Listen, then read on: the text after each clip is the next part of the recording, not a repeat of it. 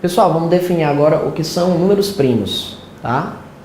Na matemática a gente diz que um número é primo quando ele possui dois divisores naturais diferentes. Por exemplo, o número 13, ele é um número primo porque ele só possui como divisores naturais o 1 e o próprio 13. O número 17 é um número primo porque ele só possui como divisores naturais o 1 e o próprio 17. O número 6 não é um número primo porque 6 possui como divisor o 1, o próprio 6, e além deles dois, possui também como divisor outros números, o 2, o 3, então o 6 não é primo por isso. O número só é primo quando ele possui dois divisores naturais, o 1 e ele mesmo. É comum o aluno se perguntar, o 1 é um número primo?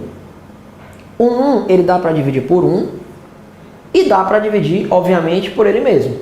Só que o 1 ele não tem dois divisores naturais, só tem um, que é ele próprio. Então ele não é um número primo. O 1 não é considerado um número primo porque ele só possui um divisor natural, que é o próprio 1.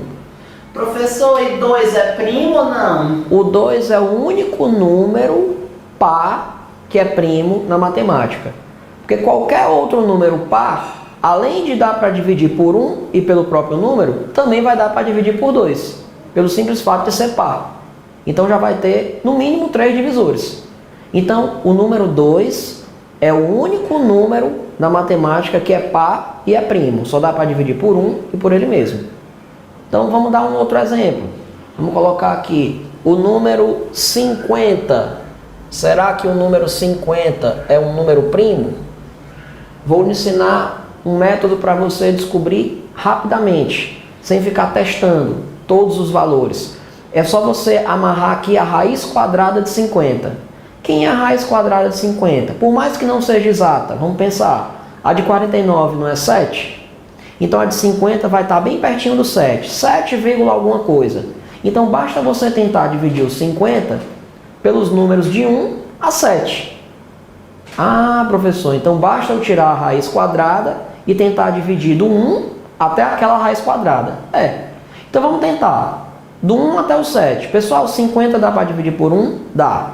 50 dá para dividir por 2? Dá.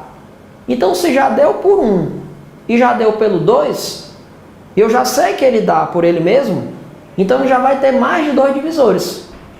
Então veja bem, eu já posso concluir que o 50 não é um número primo. Então eu vou colocar 50 não é primo, ok? Vamos pensar aqui no outro exemplo. Se eu pensar aqui no número 113. 113. Raul, será que 113 vai ser um número primo? Vamos lá. Quem seria a raiz quadrada de 113? Ah, Raul, eu não sei. Tudo bem, mas a de 100 você sabe que é 10. E a de 121 é 11. E como 113 é um número que está entre 100 e 121, então a raiz quadrada dele deve estar entre 10 e 11. 10, uns quebrado. Não precisa saber quanto é que dá exatamente não. Como a raiz quadrada dá 10, alguma coisa, basta você tentar dividir ele pelos números de 1 até o 10. Por exemplo, 113 dá para dividir por 1? Dá. Beleza. 113 dá por 2? Não.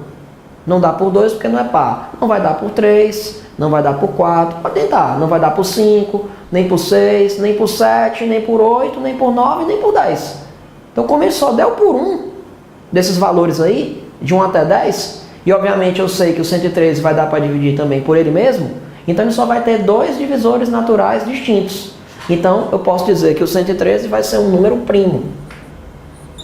Tá? Então ele é um número primo. Bom, pessoal, então, como vocês podem observar, aqui eu defini para vocês o conceito de número primo e como é que você faz para descobrir se um número é primo ou não. No material de vocês eu coloquei uma leitura aí complementar para vocês darem uma olhadinha a respeito dos números primos, tá? Mas o fundamental que nós precisamos realmente saber nas questões para conseguir identificar e resolver as questões é isso aqui, tá ok? Pessoal, nós podemos organizar a divisão da seguinte maneira. Esse Dzão aqui, ele é chamado de dividendo. Esse Dzinho, ele é o divisor. O Q é o quociente da divisão, que é o resultado da conta. E o R é o resto. Obviamente que eu só tenho resto quando não dá mais para dividir. Ou seja, quando o R é menor do que o Dzinho. O resto tem que ser menor que o divisor. Bom, você pode observar que em toda divisão, o nosso dividendo, ele deverá ser igual ao produto entre o divisor e o quociente, somado com o resto. Vamos dar um exemplo. Eu vou dividir 23 por 5. Quando eu vou dividir 23 por 5, eu sei que eu posso botar aqui no quociente 4, porque 5 vezes 4 vai me dar 20, e 20, para completar os 23, vai restar quanto? Vai faltar quanto? Vai faltar 3. Então eu posso dizer que o nosso 23, ele é, portanto, igual a quê? Ele é igual ao 5 vezes o 4 mais o 3. Que é o que a gente acabou de mostrar aqui. O dividendo é igual ao divisor vezes o quociente mais o resto. Tá? Esse é o algoritmo da divisão. Agora vamos analisar os critérios de divisibilidade. Como é um cara de divisão da exata, que o resto está zero? Se você observar, esse caso aqui é um caso em que o resto ele deu diferente de zero. Raul, se o resto der zero, se o resto der zero, aí a gente pode dizer que a divisão é uma divisão exata. Por exemplo, se você pegasse aqui e dividisse 20, tá, por 5, a gente teria no quociente o próprio 4, e 5 vezes 4 já dá 20, então para 20 o resto é zero.